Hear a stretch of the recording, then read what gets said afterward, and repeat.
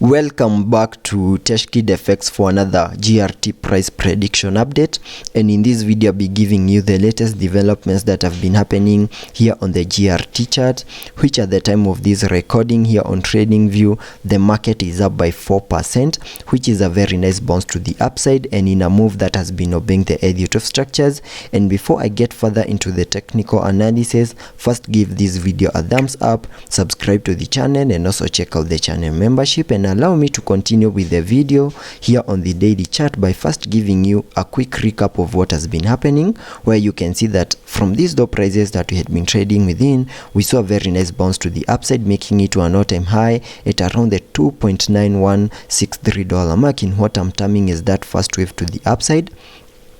And after seeing the all-time high, we started a corrective structure over here in a move that has given us the low for that second wave. And after seeing the low for that second wave, whatever we expect next is a bounce to the upside in the formation of a larger Elliot wave count 3. And here on the daily chart, I have a target area to the upside in the formation of that wave 3 at the fib level 1.618, and that perfectly lies at around the $4.6866 mark, and that is the minimum that I'm expecting that wave 3 to the upside to do. And jumping to the 4-hour chart for further analysis and also give you the short-term scenarios that I'm expecting to play out.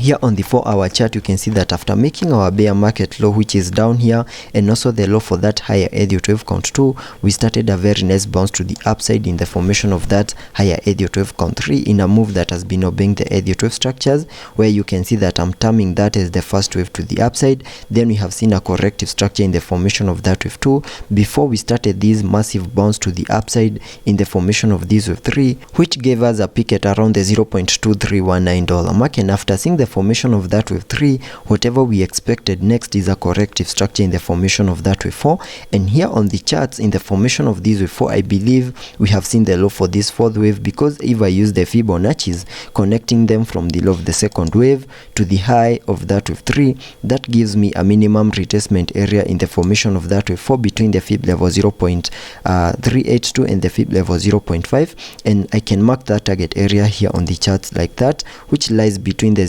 $0.1649 mark and the $0.144 mark, and it is within this red target area that I was expecting to see the low for that fourth wave. And you can see we have perfectly retraced into that target area, and there are chances that we might have seen the low for this fourth wave, and that's the reason as to why we are seeing a bit of a bounce to the upside in a move that could be the start of the formation of this wave 5. And before I sketch out a minimum target area to the upside in the formation of that wave 5, I need to give you some possible moves that we can expect in the formation of that wave 5. And the first possible move that I'm expecting over here is a break above the 20-day MA here on the 4-hour chart, and a break above that 20-day MA here on the 4-hour chart could trigger even higher prices to continue pushing even higher in the formation of that wave 5. I'm also watching the wave 3 high, and we can also mark the wave 3 high here on the charts, which lies at around the $0.2336 mark. So once we manage to break above the 20-day MA and continue pushing even higher, the next area that I'll be watching here on the GRT chart is the wave 3 high, which lies at around the $0.2336 mark. And once we also manage to break above the wave 3 high,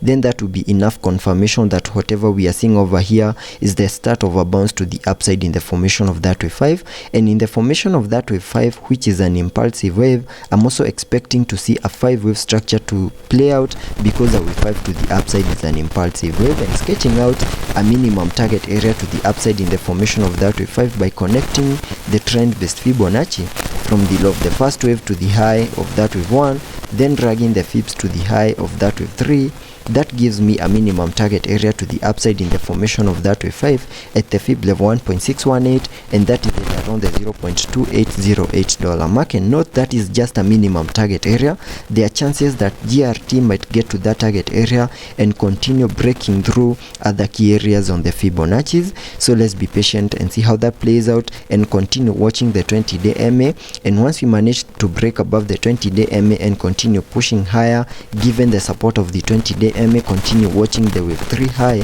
at around the $0.2336 mark, and also taking a look at the indicators here on the 4-hour chart.